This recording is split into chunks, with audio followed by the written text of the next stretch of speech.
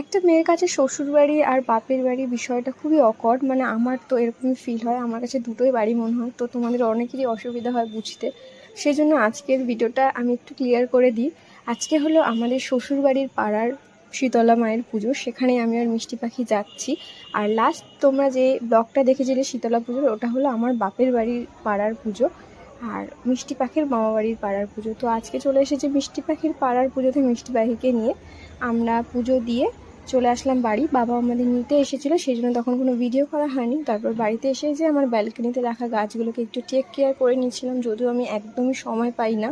তো যেটুকু সময় পাই সেটুকু ওদের দেখে নিয়েছিলাম। যেহেতু পুজো শেষ না হওয়া পর্যন্ত আগুন জ্বালানো যায় না, সেই জন্য মাই সমস্ত প্রিপারেশন করে রেখেছিল, যেরকম কুমড়ো ভাজা, পটল ভাজা, ডালের বড়া, আলু সিদ্ধ, ভাত, সব কিছুই মা রেডি করে রেখেছিল আগের দিন।